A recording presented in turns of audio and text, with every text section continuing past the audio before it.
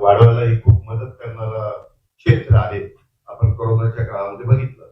तसाच आमचा सगळ्यांचा मानस आहे, तसाच आमचा सगळ्यांचा प्रयत्न. अशी कुठली बैठक झाली नाही. तुम्ही ना खरंच मी आता काय सांगतो, कृषीचं सांगतोय की नाही. आता ह्या सगळ्या गोष्टी आहेत. आता तुम्ही जो प्रश्न विचारलेला आहे, मी आज कृषी 2026 ओपनिंग होतं. आमचे कुलगुरू तिथं येणार होते. मी इथला लोकप्रतिनिधी आहे, त्याच्यामुळे मी पण इथं आलो होतो आणि मला सांगण्यात आलं की बाबा साहेब आलेले, तिथनंच आपण एकत्र जाऊ. म्हणून मी पवार साहेबांच्या घरी तिथे गेलेलो होतो आणि तिथून आम्ही एकत्रपणे त्या कृषी प्रदर्शनाला गेलो. अर्थात आम्ही उद्घाटन कुलगुरूंनी केलं आणि मला पण शेतीची आवड आहे, अनेक पत्रकारांना माहिती आहे.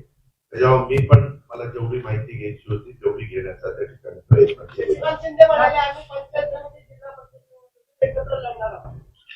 त्याच्या संदर्भामध्ये त्यांनी काय सांगितलं ते काही मी ऐकलं नाही. मी त्याच्याबद्दलची माहिती घेईन आणि मग त्याबद्दलचं बोलेन. एक आहे, हे आताच्या काळामध्ये प्रत्येक ठिकाणी स्थानिक लेवलला आम्ही तो अधिकार देतो.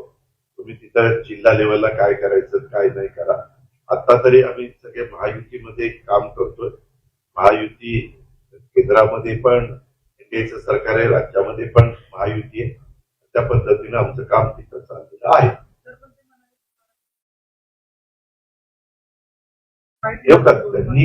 त्यांना जे योग्य वाटतं ते सांगतील ना.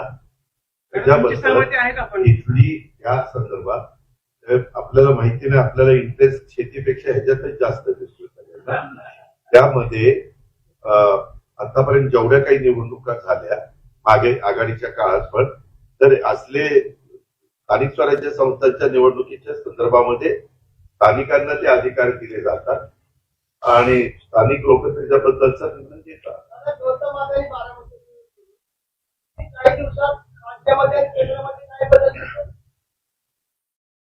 गौतम अडाणी हे आपल्या एआयच्या उद्घाटनाला आले होते. हे उद्योगपती आहे. त्या उद्योगपतींचा वेगवेगळ्या बदल होण्याचा काय संबंध आहे? अरे तो आमचा परिवार आम्ही एकत्र आहोतच ना. आम्ही सुखदुःखात एकमेकाच्या ह्याला जातो. आता त्याच्याबद्दल आज विषय काय आहे? आज आमच्या 16 तारखेपासून फॉर्म भरायला सुरुवात झाली.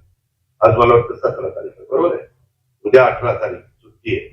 हे इतकं काही गडबडीत आणि सुप्रीम कोर्टाने सांगितलं होतं 31 जानेवारीच्या आत करा.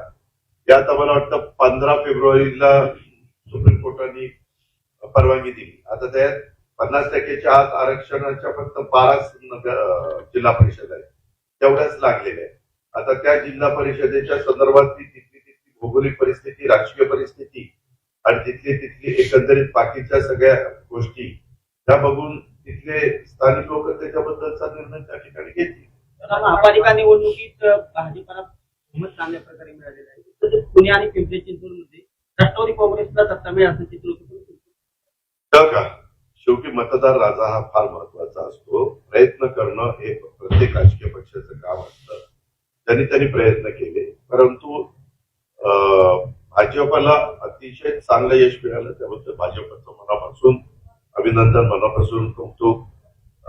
राज्याचे मुख्यमंत्री देवेंद्र फडणवीसांच्या नेतृत्वाखाली या सगळ्या निवडणुका भाजपने लढलेल्या होत्या आणि त्याला खूप चांगला प्रतिसाद मिळाला. आता इतरांचा त्याच्यामध्ये पराभव झाला. माझं स्वतःचं गणित असं असतं की पराभवाने खचून जायचं नसतं, पुन्हा त्याच्यामध्ये आपलं काम करत राहायचं असतं. अरे बाबा, अजून 24 तास पण झाले. काल 3 वाजता निकाल लागला, पहाटे काही विषय. त्याच्यामध्ये सगळे बसतील, आम्ही त्याच्याबद्दलची माहिती घेऊ, काय झालं, कसं झालं. एवढंच वातावरण मीडिया पण म्हणत होता की चांगलं वातावरण आहे. आमचे अंदाज चुकले तसे मीडियाचे पण अंदाज चुकले. पण ठीक आहे ना, मतदार राजा हा महत्वाचा आहे. माझ्या दृष्टीने आत्ताचं कृषी प्रदर्शन हे खूप महत्वाचं आहे आपल्या शेतकऱ्यांच्या दृष्टीनं.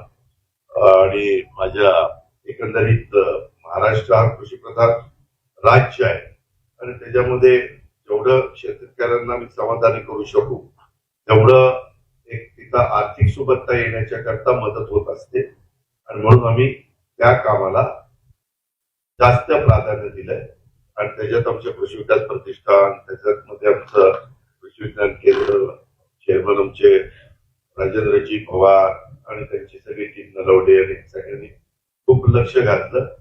आणि तुम्ही पण, माझी तुम्हाला विनंती आहे की काही गोष्टी तुम्ही पण दाखवा मीडियाच्या माध्यमातून. प्रिंट मीडियानी तसेच ते माहिती द्यावी आणि इलेक्ट्रॉनिक मीडियाने ते दाखवावं की काय काय तिथं चाललेलं आहे.